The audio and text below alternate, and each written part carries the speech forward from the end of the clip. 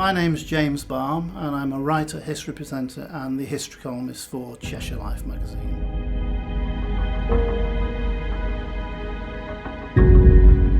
Years ago when I was doing quite a bit of TV on North West and Granada Reports, and I even did some time team presenting one programme with Tony Robinson, and I got involved with a chap at the BBC who'd been a really big producer and director, and he said to me at that time, don't keep chasing for TV work through an agent and don't keep chasing TV work. The future is the internet and YouTube will be the biggest.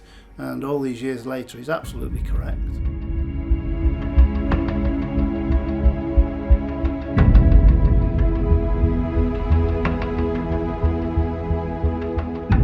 Yeah, I mean, I cover all of Cheshire now, and last year I also became involved with the National Churches Trust and the Explore Churches website, and they've started to use all my films, the films that I'm making about the churches in Cheshire.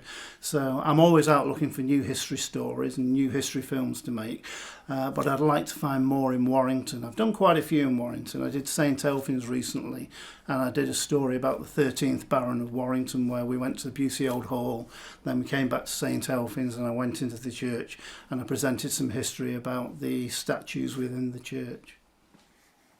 Well, what a great honour and a privilege to finally be stood here at the tomb of the 13th Baron of Warrington. For here is the final resting place of Sir John Le Boteler and his wife, Lady Margaret Gerard from Kingsley.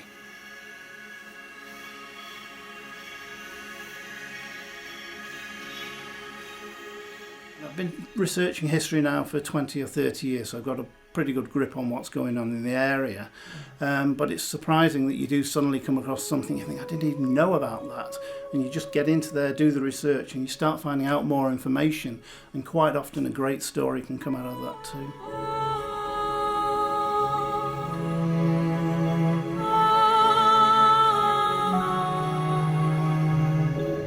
Most of my work really is anywhere across the whole of Cheshire, so I'm going as far as Macclesfield, Poynton, Stockport, up into the hills, because there's history everywhere, and with churches especially, there's so many churches of the ancient churches that happen to be out near Macclesfield or Wilmslow and those sort of places, but each church and each building has a link back to one of the others as well.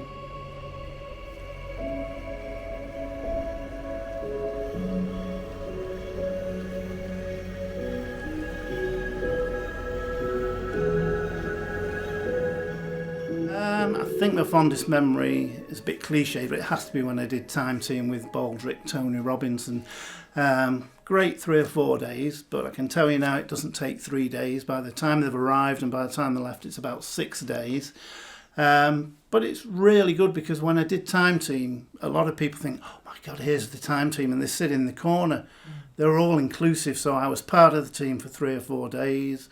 The funniest thing that happened during that is we arrived for filming on the Sunday, and we weren't actually doing any filming on the Sunday, and it was right near the Saracen's Head pub just over Warburton Toll Bridge, and the director said, well, come on, we'll all go for lunch.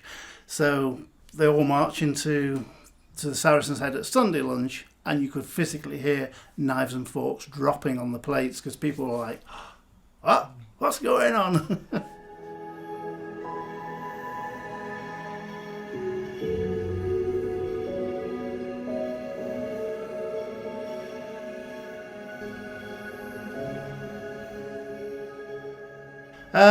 Well, when I started doing the film career, I started with cameras using the bigger videotapes.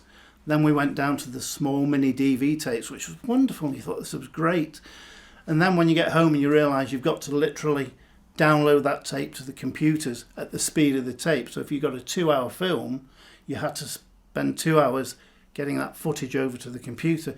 Nowadays, it's with mine especially, you plug the microchip in, the memory card, you've transferred an hour's film in 20 seconds. So the speed has increased. The ability to do more on your own. I even use a drone, a professional drone. So if I go out to film, say for instance, an ancient church, I can present outside with the cameras about the church and then get the drone in the air, and I'm filming all around the church through the steeples, along the sides in 4K video. And again, that just downloads straight to the computers. So I can do all the presenting, filming and post-edit myself.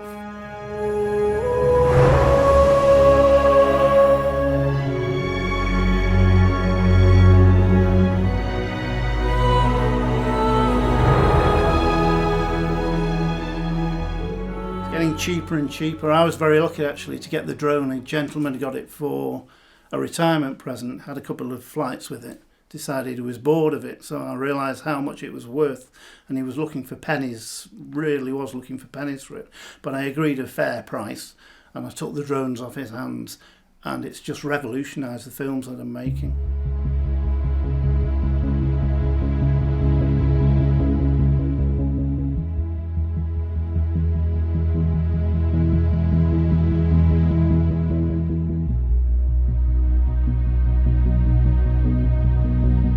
License for a year for a drone is a throbbing £9 a year. It's not, is it? And what it is that you're really just getting a license to fly. It's the cost of the drones themselves that's sort of the bit you've got to get over to start with.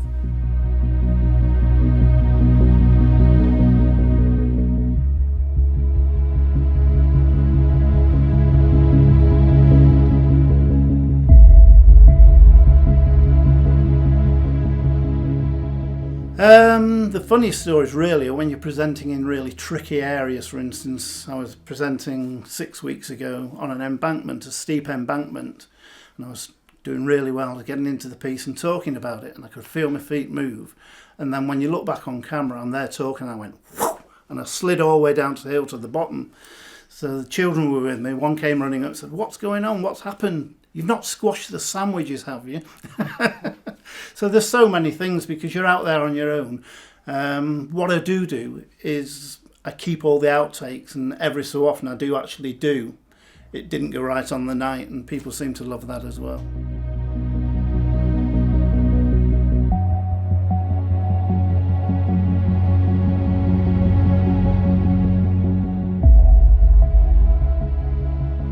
I think one of the favourites was where I went last week, which was to Ludlow Castle, because that's an English heritage castle and one of the biggest ones in Shropshire. It was abandoned, there was nobody there, so I had the whole castle for half a day to just wander around taking shots and filming and getting the atmosphere needed. So it's great to go to these ancient buildings that you know have got history going back over 1,000 years.